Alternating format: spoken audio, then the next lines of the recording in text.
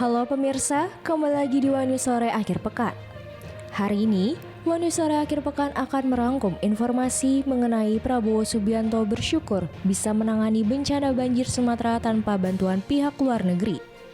Hal itu dikatakan Prabowo saat hadir di hari ulang tahun HUT ke-61 Partai Golkar di Istora Senayan, Gelora Bung Karno, Jakarta, Jumat 5 Desember.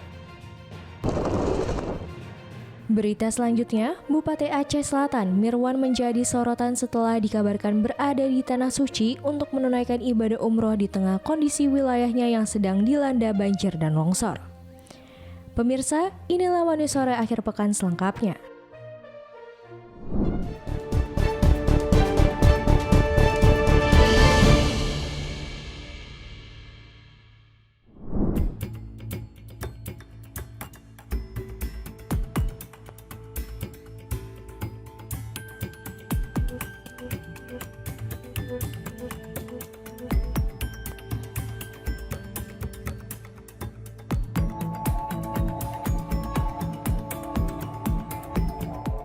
Presiden Prabowo Subianto bersyukur bisa menangani bencana banjir Sumatera tanpa bantuan pihak luar negeri.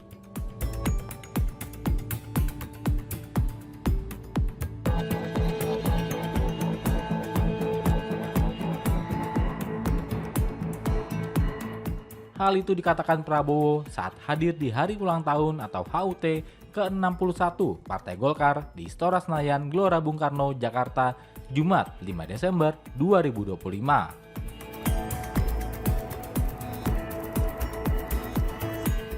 Prabowo mengatakan, di tengah musibah bencana yang menguji negara, Indonesia bersyukur masih bisa menangani sendiri.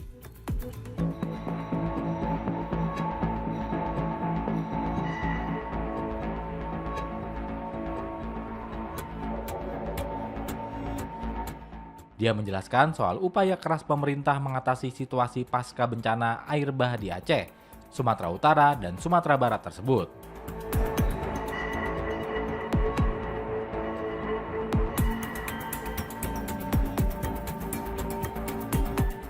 Banjir Sumatera telah meluluhlantahkan situasi di lapangan. Meski demikian, Prabowo menilai bencana ini juga menguji kemampuan negara.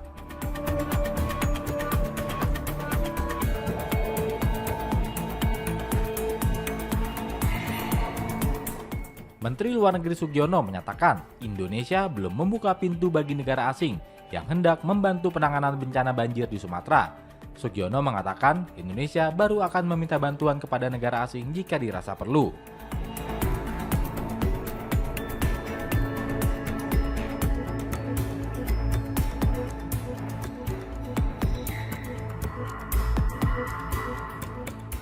Ekonomian harganya begini, harganya begitu. Tapi kalau kita tidak hati-hati, kalau kita tidak punya teknologi, kalau pabrik-pabrik pengolahan tidak siap, kalau terjadi apa-apa, baru kita nanti merasakan. Sekarang dengan bencana di Sumatera saja, bagaimana repotnya kita mengantar BBM ke daerah-daerah bencana. Jembatan putus, BBM harus kita naikin pesawat. Sebagian lewat kapal. Jadi saudara-saudara, ini bencana ini sekali lagi, ya musibah, tapi di sisi lain menguji kita,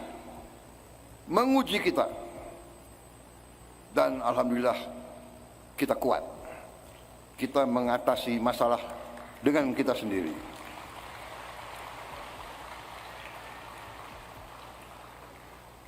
Tapi tentunya sekali lagi, paradigma baru sekarang, politik kita sekarang harus politik yang khas Indonesia. Kita tidak bisa ikut politik-politik negara lain. Belum tentu demokrasi di barat cocok sama kita. Dia ngajarin demokrasi ke kita. Padahal dia yang menjajah kita ratusan tahun. Dia ajarin HAM ke kita, dia yang melanggar HAM.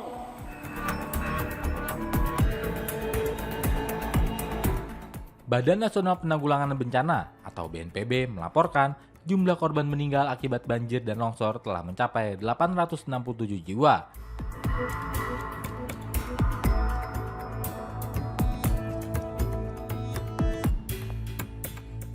Jumlah tersebut merupakan akumulasi dari korban yang berada di wilayah Aceh, Sumatera Utara, dan Sumatera Barat.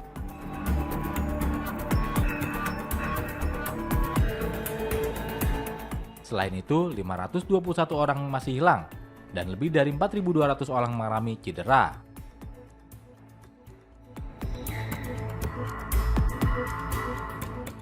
Data tersebut diperoleh dari dashboard penanganan darurat banjir dan longsor di Aceh, Sumatera Utara, dan Sumatera Barat pada Jumat 5 Desember 2025 pada pukul 17.00 waktu Indonesia bagian Barat.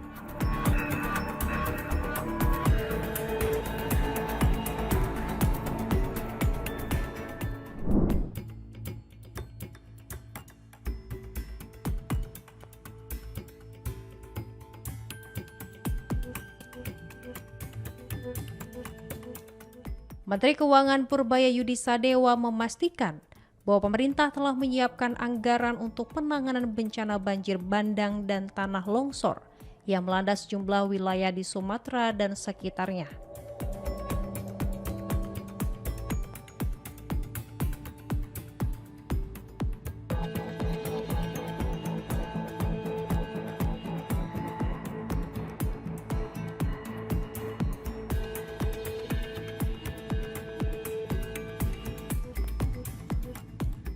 Ia juga meminta Badan Nasional Penanggulangan Bencana atau BNPB untuk segera mengajukan penambahan anggaran apabila cadangan yang tersedia saat ini tidak mencukupi.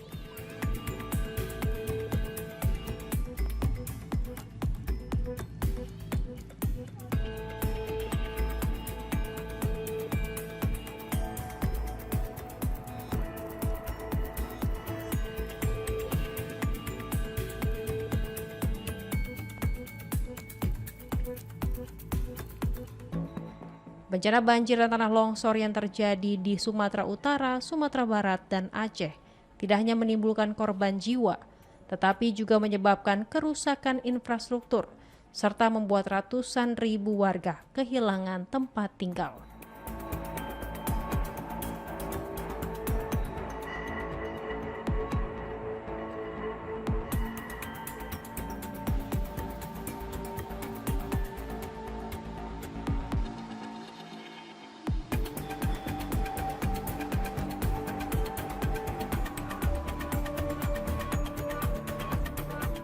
Penanganan bencana dilakukan pemerintah melalui BNPB yang saat ini memiliki cadangan anggaran penanggulangan bencana sebesar 500 hingga 600 miliar rupiah.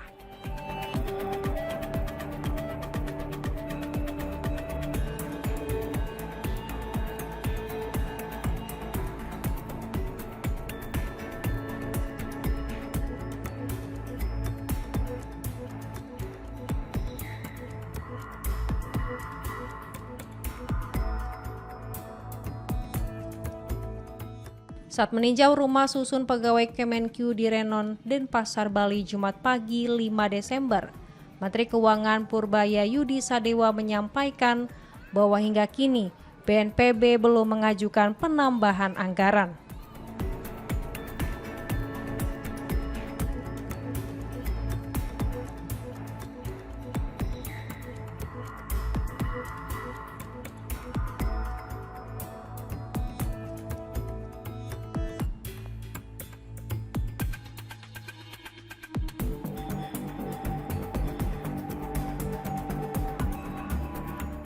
Namun demikian, ia memastikan bahwa pemerintah siap mengalokasikan tambahan dana penanganan bencana apabila BNPB mengajukan permintaan resmi.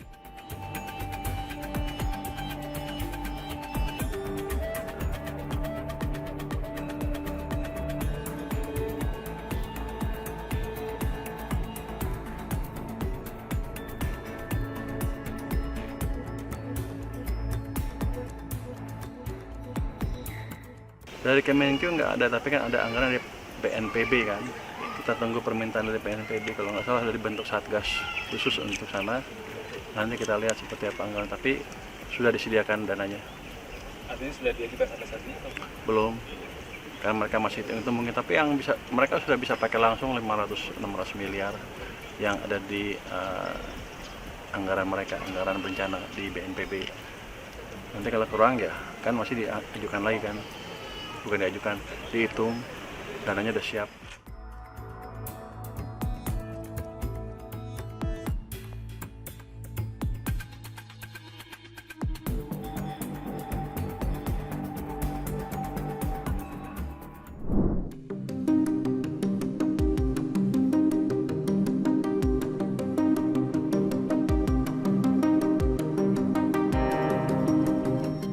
Sejumlah kiai sepuh dan mustasyar PBNU menggelar pertemuan di Pondok Pesantren Tebu Ireng, Jombang, Jawa Timur, Sabtu 6 Desember siang.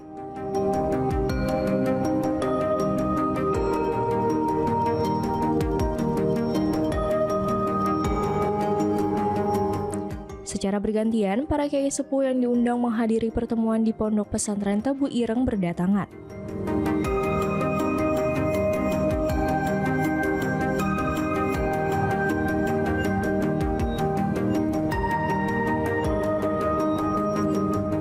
Pertemuan berlangsung secara tertutup bagi selain tamu dan digelar dalam 2 sesi.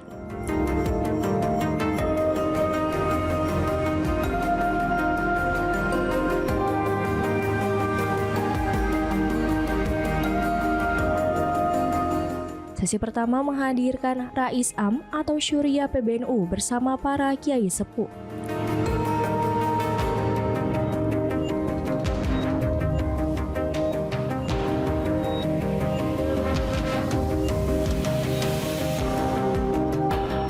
Sesi kedua mempertemukan para kiai sepuh dengan Ketua PBNU Kiai Haji Yahya Khalil Stakuf atau Gus Yahya.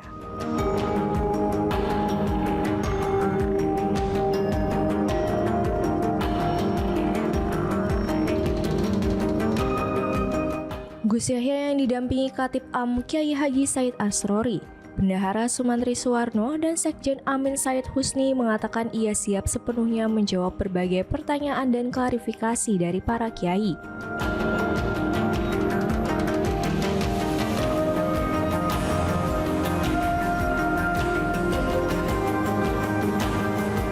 Sejumlah berkas telah ia siapkan, bahkan 1 tas penuh dokumen ia bawa khusus untuk pertemuan ini.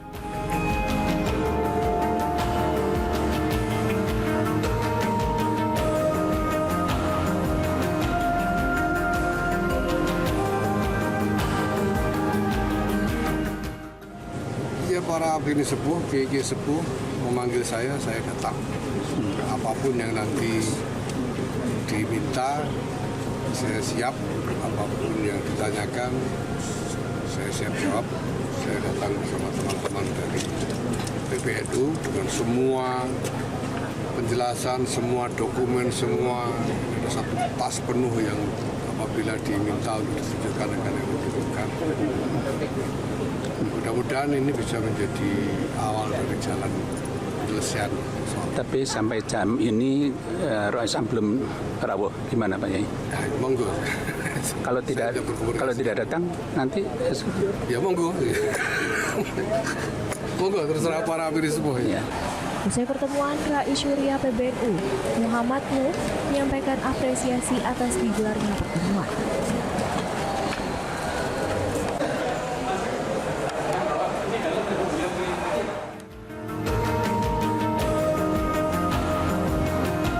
Namun ia menegaskan bahwa pertemuan ini tidak mengurangi substansi risalah rapat Syuriah PBNU yang diterbitkan pada 20 November 2025.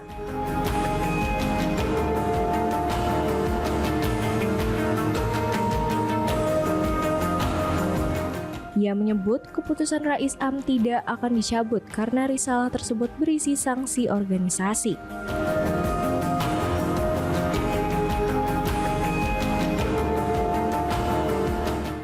Menyampaikan saja.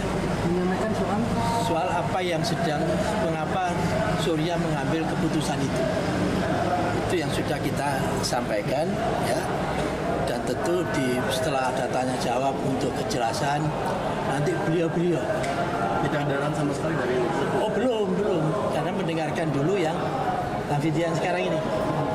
Nanti dari situ beliau mendengarkan klarifikasi dan seterusnya. Bahkan nanti sangat dimungkinkan setelah ini bisa juga ketemu dengan Roy Sam satu majelis dengan ketua umum. Kalau toh dimungkinkan, saya tidak tahu. Semua kemungkinan.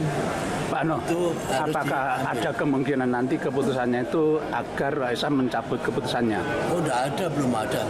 Jadi sampai saat ini posisi Surya itu posisi supremasi dan beliau Roy Sam dan lembaga Suryanya pun juga sudah mengambil keputusan itu. Orga itu nanti tanggal 9 Desember hari Selasa akan ditindaklanjuti melalui pleno. Itu agendanya Mengangkat PJ yang baru. Peluang Itu Islam nanti berarti tertutup. Tanggal 9. Belum tertutup semua. Ini konteksnya bukan Islam. Islam itu kan kalau saya dengan panjenengan eker-ekeran. Ya ini bukan itu. Ini konteksnya adalah pemberian sanksi. Forum Kiai Sepuh berpendapat bahwa pemakzulan Ketua Umum PBNU tidak sesuai dengan aturan organisasi.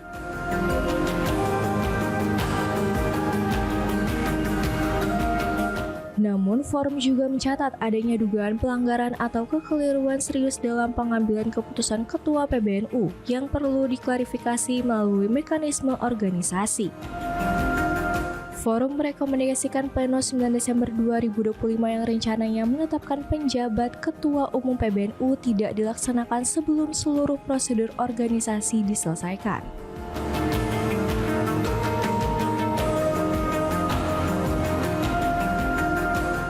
Sikap atas dinamika organisasi di PBNU. 1. Forum berpendapat bahwa proses pemakzulan Ketua Umum tidak sesuai dengan aturan organisasi sebagaimana ketentuan ADART. 2. Meski demikian, forum juga melihat adanya informasi kuat terjadinya pelanggaran atau kekeliruan serius dalam pengambilan keputusan oleh Ketua Umum yang perlu diklarifikasi melalui mekanisme organisasi secara menyeluruh. 3. Forum merekomendasikan agar rapat pleno untuk menetapkan PJ tidak diselenggarakan sebelum seluruh prosedur dan musyawarah diselesaikan sesuai ketentuan organisasi. 4. Forum sesepuh mengajak seluruh pihak untuk menahan diri, menjaga ketertiban organisasi, dan menghindari langkah yang berpotensi memperbesar ketegangan. Forum menegaskan bahwa persoalan ini hendaknya diselesaikan melalui mekanisme internal NU tanpa melibatkan institusi atau proses eksternal demi menjaga kewibawaan Jam'iyah dan memelihara NU sebagai aset besar bangsa. Ininya dimanipulasi hasil audit data sementaranya itu diminta kemudian dimanipulasi.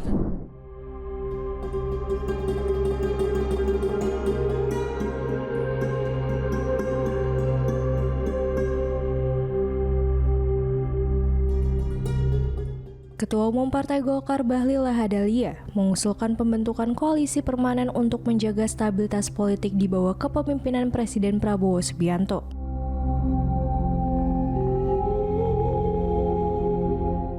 Usulan itu disampaikan saat memberikan sambutan pada puncak HUT ke-61 Partai Golkar di Istora Senayan, Jakarta, Jumat 5 Desember.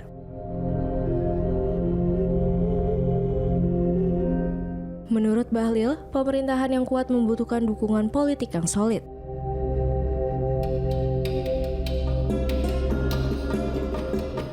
Karena itu, ia menilai koalisi yang bersifat tetap lebih ideal dibandingkan kerjasama politik yang berubah-ubah.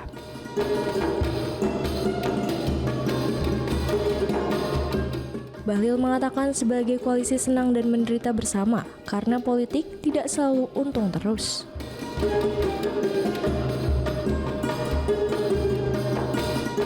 Kendati demikian, Bahlil mengatakan bahwa koalisi permanen ini sifatnya terbuka dan tidak tahu berapa jumlah partai yang dapat diajak. Dalam forum Munas yang digelar bersamaan dengan perayaan HUT tersebut, Partai Golkar menetapkan posisi untuk terus berada dalam barisan pendukung pemerintahan Prabowo Subianto dan Gibran Rakabuming Raka. Bahlil menegaskan bahwa dukungan itu berlangsung sesuai kebutuhan Presiden.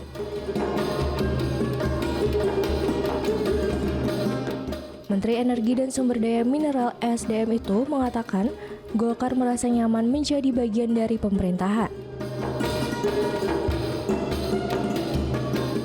Ia menyebut selama 1 tahun kepemimpinan Prabowo sudah banyak program pro rakyat yang berjalan maupun disiapkan. Jadi kalau katakanlah ada 4 atau 5 atau berapa partai, sudah bersama-sama itu aja koalisinya. Jadi jangan koalisi itu pada saat senang partai datang, pada saat menderita partai pergi. Itu tadi kata sekjen saya, jangan politik on off atau jangan politik in out. Jadi kita harus gentle sebenarnya ya. Jangan diartikan politik itu sesuatu yang untung terus, nggak bisa. Nggak bisa dengan di sana senang, di sini senang, di sana senang, di sini senang, di mana-mana tiku senang. Saya pikir udah harus kita akhiri cara-cara seperti itu. Dalam pemerintahan Prabowo Gibran, saat ini didukung oleh Koalisi Indonesia Maju atau KIM Plus yang dibentuk atas inisiatif Prabowo.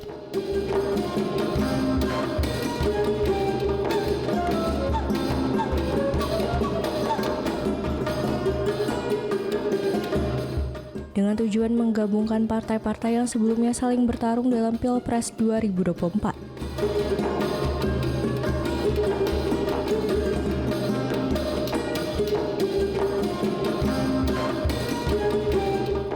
KIM Plus terdiri dari Gerindra, Golkar, Demokrat, PAN, PSI, PBB, Gelora, Garuda, Prima, PKS, PKB, P3, Perindo, dan Nasdem.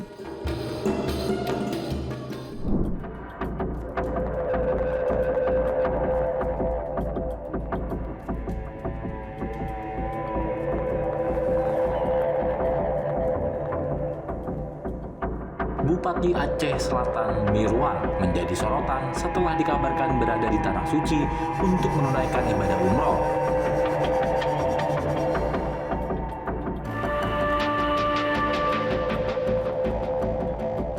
Namun Mirwan pergi ke Tanah Suci di tengah kondisi wilayahnya yang sedang dilanda banjir dan longsor.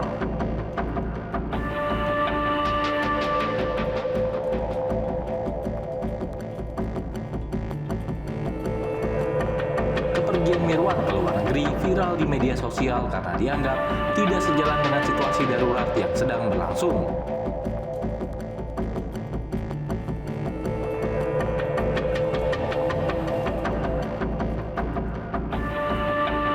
Sebelum berangkat, Mirwan diketahui telah mengeluarkan surat pernyataan ketidaksanggupan.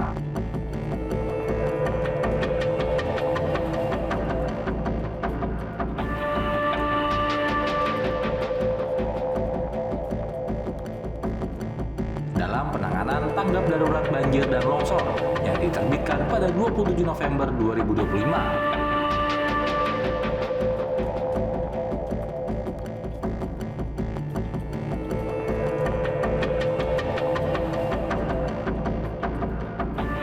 Surat tersebut menandai bahwa Kabupaten Aceh Selatan membutuhkan dukungan penanganan dari pemerintah provinsi dan pusat.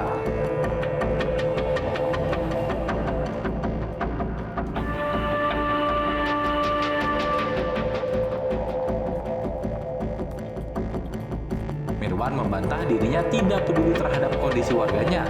Ia menyebutkan keberangkatannya ke Tanah Suci merupakan pemenuhan nazar pribadi dan telah memastikan situasi terkendali sebelum berangkat.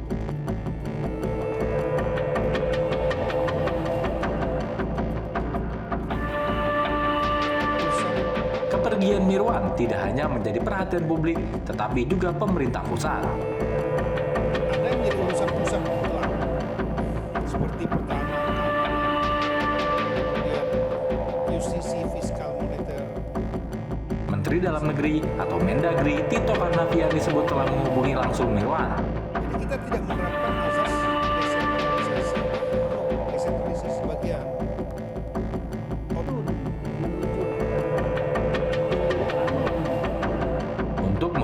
klarifikasi terkait keberangkatannya saat Aceh Selatan masih berada dalam status tanggap darurat bencana.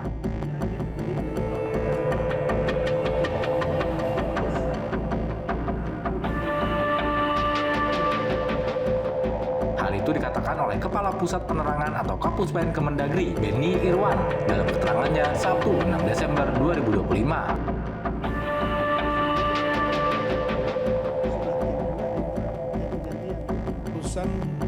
Beni menjelaskan dalam klarifikasi tersebut terungkap bahwa Gubernur Aceh Muzakir Manap tidak memberikan izin kepada Mirwan untuk keluar negeri.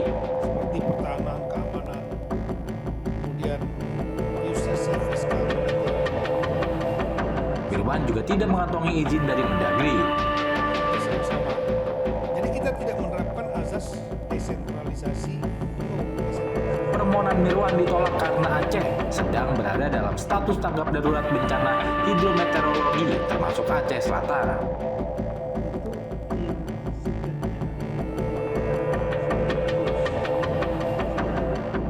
Yang sebelumnya telah menetapkan status darurat banjir dan longsor berdasarkan keputusan Mirwan sendiri.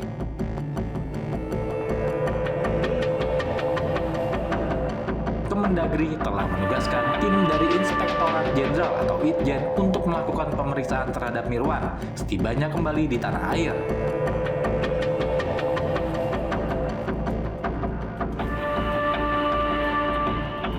Pemeriksaan ini dilakukan untuk memastikan seluruh prosedur, kewenangan, dan ketentuan hukum dipatuhi.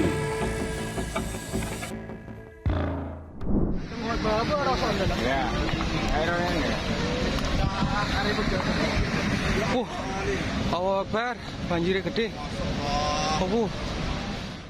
Inilah detik-detik datangnya aliran lahar panas Gunung Semeru yang menerjang aliran sungai di bawah jembatan gantung Kali Regoyo, Desa Sumberwulu, Kecamatan Candipuro, Lumajang.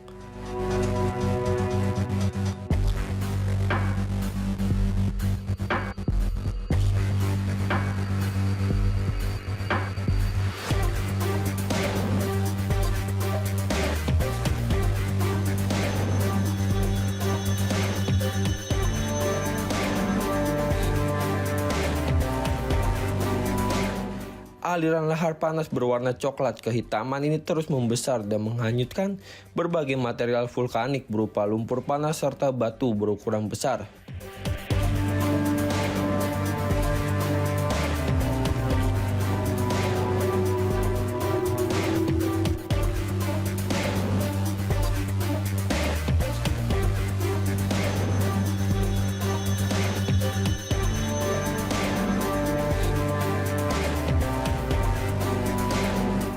Beruntung, sesaat sebelum lahar panas berskala besar ini menerjang, seluruh warga dan para penambang pasir telah diberi peringatan untuk segera menjauh.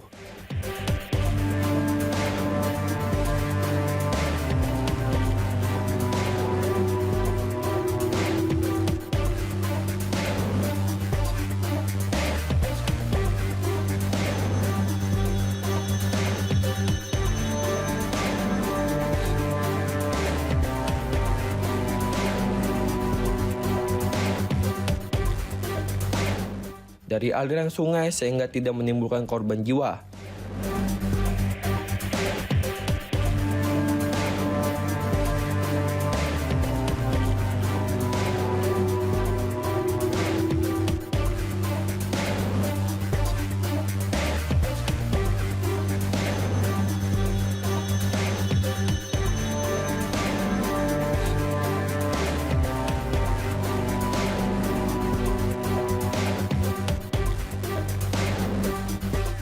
Meski demikian, luapan lahar tetap menerjang dan mengenangi sejumlah permukiman.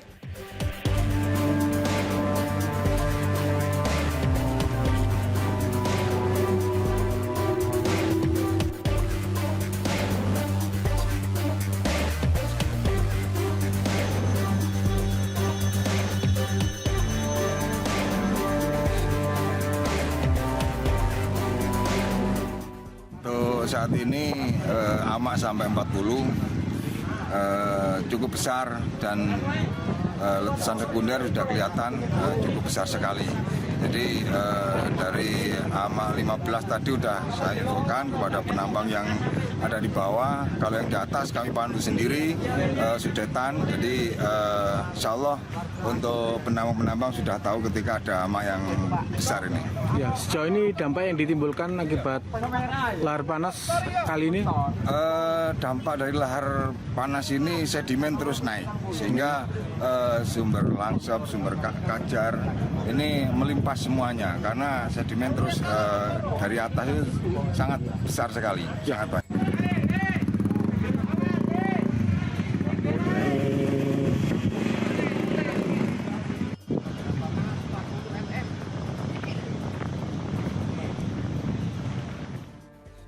Banjir lahar dingin maupun lahar panas hampir terjadi setiap hari akibat curah hujan yang meningkat di hulu Sungai Semeru.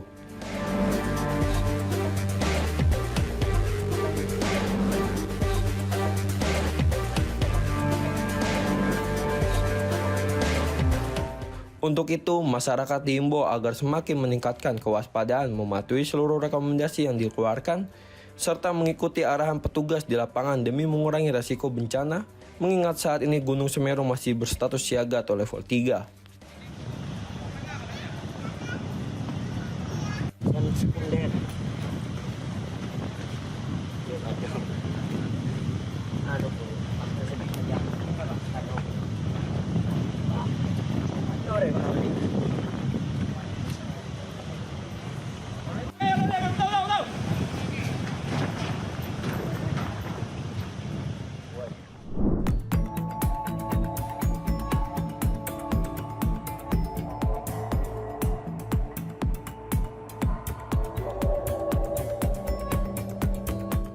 Presiden RI Prabowo Subianto resmi melepas kontingen atlet Indonesia yang akan berlaga di SEA Games 2025 di Thailand.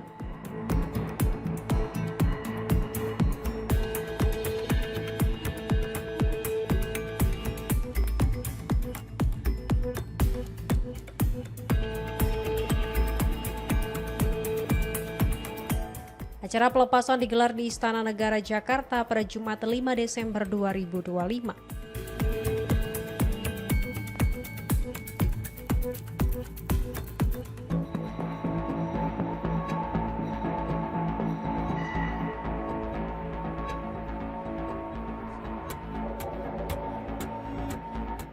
Dalam kesempatan ini, Prabowo menekankan pentingnya perjuangan dan dedikasi atlet untuk mengharumkan nama bangsa.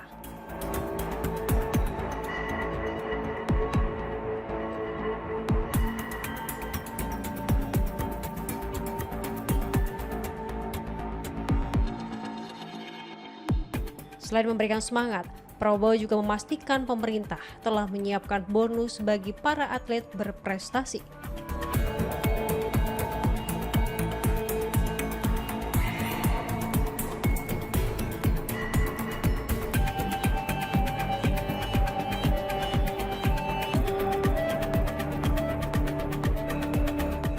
Ia meminta Menteri Pemuda dan Olahraga Erick Thohir untuk meningkatkan nilai bonus bagi peraih medali emas menjadi 1 miliar rupiah, naik dari sebelumnya 500 juta rupiah.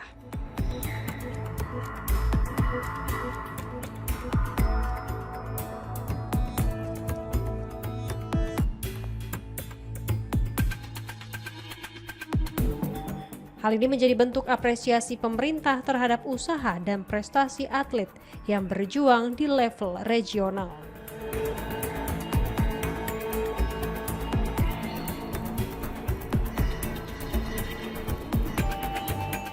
Terima kasih ya.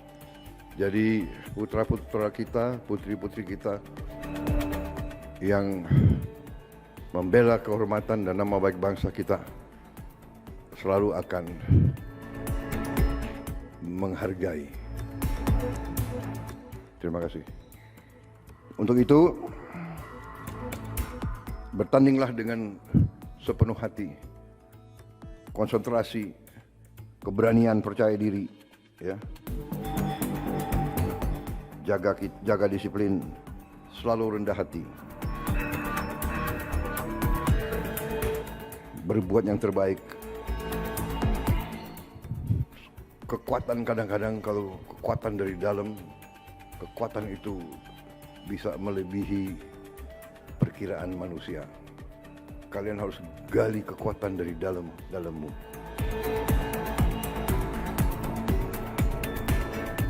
Yakinkan dirimu dulu, baru saudara akan mendapat suatu prestasi yang mungkin di luar dugaan orang. Kita akan dorong saudara-saudara, Menpora bagaimana yang dapat medali emas, akan kita kasih insentif. Anggaran 500.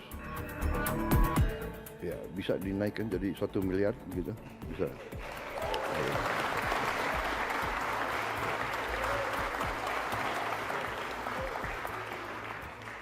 Bisa kan? Menseknek bisa? Ya. Alhamdulillah. Jadi saya yakin saudara bertanding tidak semata-mata karena uang, tapi dari muka saudara-saudara kelihatan kalau mendapat penghargaan seperti itu akan sangat membantu karier kamu. Benar atau tidak? Jadi ini bukan kita ya semua dinilai dengan materi, tidak bisa. Tapi kau harus yakin bangsa kita bangsa yang besar, bangsa kita mengerti, menghormati jasa-jasa para pahlawannya. Saudara-saudara, olahraga adalah lambang dari kehidupan. Olahraga adalah analogi kehidupan.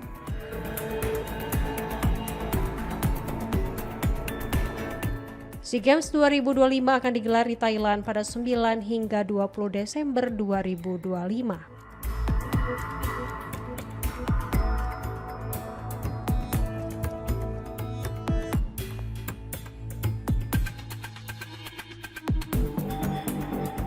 Indonesia menargetkan meraih 80 medali emas di ajang tersebut.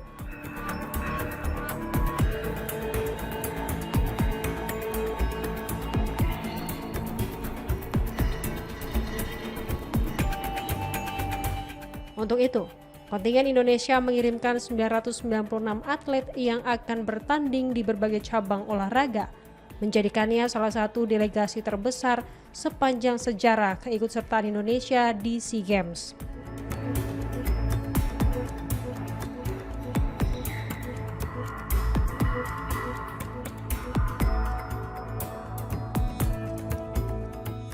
Dengan persiapan yang matang dan dukungan penuh dari pemerintah, Indonesia berharap atletnya dapat menunjukkan kemampuan terbaik.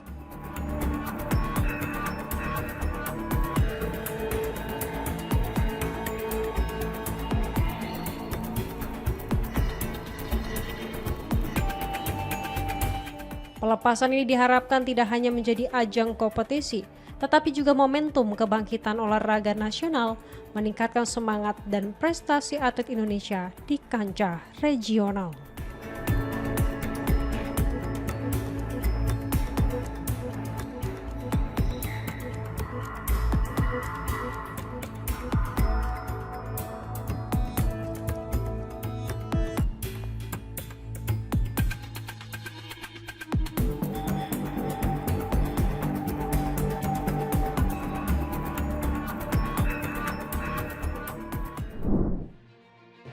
Demikian informasi yang dapat kami sampaikan pemirsa.